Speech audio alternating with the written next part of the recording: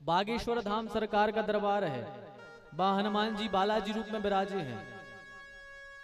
वहां आपने देखा होगा भगवान की अत्यंत शक्ति देखने को मिलती है। वहां पर एक अलग ही दिव्य शक्ति देखने को मिलती है। वहां पर कई लोग हैं जो भगवान के मंदिर जाते थे, उनके कष्ट दूर नहीं हुए, लेकिन वो बागेश्वर धाम जाते हैं, बालाजी के चरणों में प्रार्थना करते हैं, निवेदन करते हैं और उनके कष्ट जो हैं दूर हो जाते हैं। अभी अपन को प्रत्यक्ष प्रमाण देखने को ही मिल रहा है।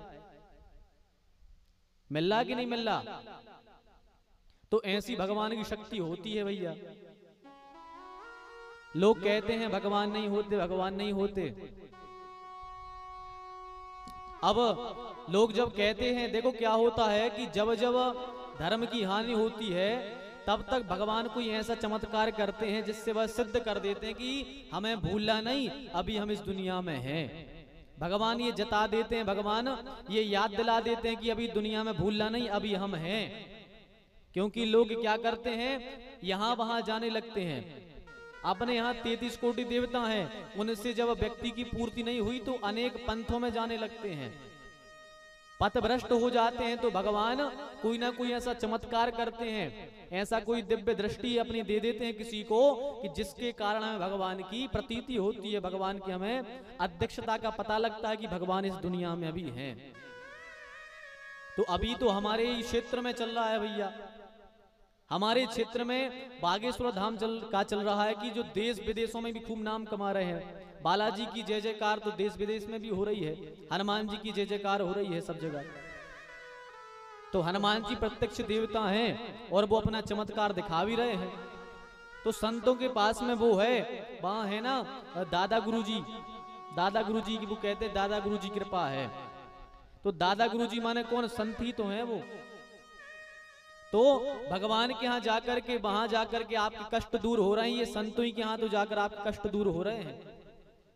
तो संतों के पास में वो शक्ति होती है, वो पावर होता है कि आपके जो दुख हैं या जो आपके यहाँ समस्या आ रही है उसको दूर भगवान संत अपने आप ही कर देते हैं, और जो चीज नहीं है वो भी दे देते हैं। एक संत भगवान थे, क्या हुआ एक दिन नारद जी एक गांव में, उनके शिष्य रहते थे नारद जी के। तो नारद जी उस गांव में पहुंच गए। अब उस गांव में पहुंचे तो एक उनका शिष्य था, उसके यहाँ गए, और जब उसके यहाँ पहुंचे तो उसने बड़ा स्वागत किया नारद जी का, प्रणाम किया, नारद जी को माला पहनाई, चंदन चावल फूल लगाया, भोजन कराए और कहा महाराज आप कहाँ जा रहे हो? तो नारद जी ने कहा कि भैया हम थोड़ा भगवान विष्णु के यहाँ बैकुंठ लोक में जा रहे हैं। बोले अच्छा बैकुंठ जा रहे हो? तो उस शिष्य ने कहा कि महाराज एक हमारा छोटा सा काम कर देना। कहा ठीक है बताओ क्या काम करना है? कर देंगे। कहा आप भगवान नारायण के पास में जा रहे हो तो भगवान नारायण से एक बात पूछ लेना, बहुत दिन से हमारे मन में लगी थी कि आपसे पूछेंगे, तो आप मिल गए, अच्छे मिल गए, तो आप एक काम करना कि भगवान नारायण से एक बात पूछाना। नारद जी ने कहा कौन सी बात? कहा महाराज ये पूछना कि हमारी शादी को इतने वर्ष हो गए, अभी तक कोई संतान नहीं हुई हमारे यहाँ, तो उनसे ये पूछाना कि हमारे यहाँ संतान कब होगी। नारद जी ने कहा ठीक है भैया पूछाएंगे कब संतान होगी। अब नारद जी पहुंचे भगवान विष्णु जी के यहाँ, विष्णु जी के यहाँ पहुंचे, विष्णु भगवान को प्रणाम किया। भगवान अच्छे चतुर्भुज रूप बना करके विराजे थे। नारद जी ने जाकर प्रणाम किया। नारद जी ने जो भी अपना काम था भगवान से सब बात की। उसके बाद में जब नारद जी आने लगे तो नारद जी को याद आ गई कि हमारे शिष्य ने कुछ पूछवाया था भगवान नारायण से। तो नारद जी ने कहा महाराज ये तो बताओ, हम एक बात पूछना चाहते हैं। बोले क्या? बोले हमारे एक शिष्य है, उसके यहाँ संतान नहीं है, उसने पूछवाया है कि भगवान नारायण से पूछना कि हमारे यहाँ संतान कब होगी। तो भगवान नारायण ने जैसे ही ध्यान लगाया और ध्यान लगा कर कहा कि भैया उससे जाकर कह देना कि सप्त जन्मा बदीतव पुत्रो नहीं बच नहीं बच, उसके यहाँ 7 जन्मों तक संतान का योग नहीं है, 7 जन्म तक उसके यहाँ पुत्र होने वाले नहीं है। नारद जी ने कहा ठीक है महाराज हम ये कह देंगे उससे जाकर। अब नारद जी लौट के आए, शिष्य के यहाँ पहुंचे। शिष्य ने कहा महाराज पूछा है? बोले पूछा है। बोले क्या बात है, क्या कहा भगवान ने? तो नारद जी कहते हैं उन्होंने कहा है कि तुम्हारे योग में 7 जन्मों तक संतान का योग नहीं है। 7 जन्मों तक तुम्हारे संतान होने वाली नहीं है। अब तो बेचारा बहुत दुखी हुआ, रोने लगा कि बताओ हमारे यहाँ 1 जन्म तो ठीक है, 7 जन्मों की संतान नहीं है। कहा ठीक है, लेकिन अब भाग्य में लिखा है भैया, तो क्या करें, भाग्य में जो लिखा होता है वो तो भोगना ही पड़ता है, क्या किया जाए। नारद जी वहां से चले गए। कुछ दिनों बाद क्या हुआ कि उस गांव में एक संत जी आए। संत जी आए और चिल्लाते जा रहे हैं, क्या बोले, भैया 1 रोटी में 1 बालक, 2 रोटी में 2 बालक, 3 रोटी में 3 बालक, जितने बालक चाहिए हो हमें भोजन कराओ, उतने बालक लो। संत भगवान चिल्ला रहे हैं, उनको भूख लगी थी, भोजन करना था, तो चिल्ला रहे भैया 2 रोटी में 2 बालक, 4 रोटी में 4 बालक, जिसको जितने बालक चाहिए हो हम ने भोजन कराओ, उसको उतने बालक मिलेंगे। इसने सुना कि यार संत भगवान इतनी बड़ी कमिटमेंट कर रहे हैं, इतनी बड़ी बात कह रहे हैं कि बताओ 2 रोटी में 2 बालक, तो इसने सोचा कि महाराज आज तो हमारे यहाँ भोजन होंगे। सीधा गया, दौड़ा दौड़ा संत भगवान के चरणों में गिर पड़ा और चरण छोड़े ही नहीं, चरणों में डला है। संत कह रहा है छोड़ भैया छोड़, पैर क्यों पकड़े, छोड़। बोले नहीं महाराज, हम आपके पैर जब तक नहीं छोड़ेंगे जब तक आप हमें वचन नहीं दे दोगे कि हमारे यहाँ जाके भोजन नहीं करोगे। संत भगवान ने कहा अरे छोड़ छोड़, कर लेंगे भोजन, चल तेरे यहाँ भोजन कर लेंगे, चल तेरे यहाँ करेंगे आज भोजन। इसने कहा ठीक है। अब महाराज को इसने पकड़ा और सीधा घर ले गया। अब घर में ले गया तो महाराज 4 रोटी तो ठीक है, 10 रोटी खुआई बाने। बोले महाराज 4 तो ठीक है, 10 मोड़ी मोड़ा चाने। तो इसने महाराज संत को 10 रोटी खिलाई, और जब 10 रोटी खिलाई तो भगवान की ऐसी कृपा हुई कि इसके यहाँ सचमुच ही 10 बालकों का जन्म हुआ। सच में 10 बालकों का जन्म हुआ। यह संत का प्रभाव है। बोलिए संत भगवान की जय हो। यह संत के आशीर्वाद का प्रभाव है। अब जब संत ने आशीर्वाद दे दिया, 10 बालक हो गए। जब बालक उनके 5-5, 6-6 साल के हो गए, बड़े बड़े, एक दिन नारद जी फिर उसी रास्ते से लौटे। नारद जी ने सोचा चलो उस शिष्य के यहाँ वो आए, बेचारे के यहाँ कोई संतान नहीं है, दुखी रहता होगा, चलो थोड़ा मिले आए उससे। अब नारद जी पहुंचे तो क्या देखा कि 5-6 मोड़ी मोड़ा खेल रहे हैं, 5-6 मोड़ी मोड़ा काम करे भी लगे। नारद जी ने मन में सोचा कि शायद बेचारे के यहाँ बालक नहीं है, तो आजू बाजू के बालक बुला लिए होंगे कि अच्छा लगे, मोड़ी मोड़ा खेल है आंगन में तो अच्छो लगे। अब इसने कुछ नहीं कहा, गया नारद जी के यहाँ। नारद जी गए, नारद जी बैठे बढ़िया। नारद जी ने अच्छा चंदन लगाया, नारद जी का जैसा स्वागत करता था वो वैसा ही किया।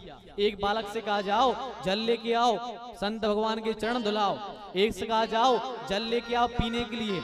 एक से कहा जाओ माता जी से कह दो भोजन बनाए। एक से कहा जाओ चारपाई बिछाओ अच्छी। एक से कहा जाओ अच्छे कंबल लेके आओ, भगवान को बिठाने के लिए संत जी आए हैं। एक से कहा जाओ एक टावल ले आओ संत भगवान के चरण पहुंचने के लिए। नारद जी ने सोचा कि बा यार, मोहल्ला पड़ोस में अच्छी बनी है कि मोड़ी मुड़ा से जोन की कह रहा वही काम करे बेचारो, अच्छे मोड़ी मुड़ा है पड़ोस के। अब जब भी सब पूरी सेवा हो गई, नारद जी से न रही गई। नारद जी ने कहा भैया जा तो बताओ जी मोड़ी मुड़ा कौन के, आस पड़ोस के आए, आस पड़ोस में बुला लाए थे तुमने सेवा करे। बोले नहीं महाराज, बोले आपकी कृपा से, आपके चरणों की कृपा से अपने ही बालक आए। जैसे ही सुनी कि अपने ही बालक है, नारद जी को 3000 वोल्ट को झटका गलो, 3000 वोल्ट को झटका गलो। कहीं सही में जो तुम्हारे बालक आए? बोले हाँ महाराज हमारे बालक आए, 10 हमारे बालक आए। अब नारद जी से नहीं घुटको जा रहा पानी। नारद जी हाथ में लें गिलास, वो कह रहा महाराज पानी पियो। बोले नहीं हमें नहीं लगी प्यास। तत्काल गिलास धरो। नारद जी को अब अककाई छूट रही हो के घर में, ऐसो लग रहा हो कबे नारायण के पहुंच जा, नारायण को 4-6 खरी खोटी सुना दें। नारायण ने हमसे कही कि एक मुड़ी मुड़ा को युग नहीं है, 7 जन्म होता को 10 खेल ले गई जन्म में। अब नारद जी को नहीं पड़ रही चैन, नारद जी को लग रही हम कबे भगवान नारायण के जाओ लड़े आओ इनसे कि तुमसे झूठी बोलने लगे। अब नारद जी को नहीं पड़ रही चैन, वो कह रहा महाराज बैठो तो बैठो, पानी तो पी ले। बोले नहीं नहीं अबे हमें बहुत जल्दी जाने, हम कौन ना है, तुम बैठो बैठो, तुम्हारी स्वागत बाद में स्वीकार करें। अब नारद जी से नहीं निकट को जा रहा, थूक काहे उनको जा लग रही जो अब भाई जाने के देवी के तुम ही कह रहे थे कि हमारे 7 जन्मों तक नहीं है, और 10-10 खेल रहे। नारद जी ने जल्दी दौड़ लगाई, दौड़ लगा के नारद जी पहुंचे सीधे बैकुंठ में। भगवान से बोले काहे नारायण तुम भी झूठी बोलने लगे, पहले जाते सुनारायण की स्तुति करते, सशंख चक्रम सक्रीड कुंडलम सपीत वस्त्रम सरसे रोहिक्षणम सहार वक्षस थलकौस्तुभश्रियम नमामि विष्णुम सरसा चतुर्भुजम। पहले जाके नारायण की स्तुति करते, आज सीधे जाके कह रहे भगवान कहीं आ नारद, अरे आओ माँ छोड़ो, पहले तुम जा बताओ तुम कब से झूठी बोलने लगे। भगवान ने कही हो कागा, बोले तुम जा बताओ झूठी कब से बोलने लगे। भगवान ने कही बताओ तो कौन सी झूठी बोल रही। अरे वो दिन हम तुम आए थे तुमसे हमने पूछी हो कि मोड़ी मोड़ा कब होंगे, तुमने कही 7 जन्मों तक नहीं है, 7 जन्मा बदी तो पुत्रो नहीं बचो हम हो के यहाँ से घूम के आओ के 10 मोड़ी मोड़ा खेल रहे, तुमसे झूठी बोलने लगे। भगवान नारायण ने कहा नहीं नारद जी हम झूठी नहीं बोल रहे, पर जो हो कैसे गए के मोड़ी मोड़ा कैसे आ गए। तब भगवान नारायण कहते हैं कि नारद जी ध्यान से सुनो, तुम्हें अच्छी बात बताएं। बोले क्या। तो भगवान कहते हैं नारद जी हम हैं भगवान, हम पूरे संसार को देखते हैं, पर हमने अपना कुछ पावर अपने संतों को भी दे रखा है। इतनी माने उनको हमने शक्ति दे दी है कि बेचाहे तो शक्ति को उपयोग कर सकते हैं। जैसे कई जने रहते हैं भगवान, जैसे प्रधानमंत्री जी हैं, अब बेकाम के लाने कर रहे, यदि बाई चांस बेनैया तो उनके नीचे कोई तो हो गया ऐसो कि जो वो कह देवे तो काम चालू हो जाए, ऐसो कोई तो भाई का सिस्टम तो हो गया। अब जैसे हम हैं, अब हमसे यदि कोई बात पूछने हो या पर या कुछ सलाह मशवरा करने हो, कथा के विषय में बात करने हुए, तो हम जैसे नहीं मिले तो हमारे संग पंडित जी रहे हैं कौन उस भी क्यों कि महाराज हमारा ना कथा कराने हैं, सभी बता दे भैया ठीक है फला तारीख खाली है उतना से तुम्हारा कथा हो जाए, तुम्हारे जी वो चीज को निपटा देंगे निपटा दें। तो भगवान कह रहे हैं ऐसे ही हमने भी कछु अपनी ऐसी पावर संतों को दे रखी है, ऐसी कछु पावर संतों को दे दी है कि संतों के पास में जो कोई भी आते है और वे जो कह देते हैं सुबह हमें अब कर नहीं पड़ा था, संत की जवान लग गई अब। तो भगवान कहते नारद अहम भक्त पराधीन, क्या करें हम केवल भक्तों के अधीन हैं, अब भक्त जैसो चाहे हमें वैसो न चाले वे। तो भगवान कहते हैं संतों के पास में वो पावर है कि संत यदि आपके भाग्य में नहीं है तो आपको वो भी संत भगवान अपनी कृपा से दे सकते हैं, ये संत का प्रभाव है। इसलिए भैया संतों की पर हमेशा संत यदि आपके घर में आ जाएं तो बड़े बड़ा भागी मानो कि आज हमारे घर में संत आए हैं, क्योंकि संतों का आना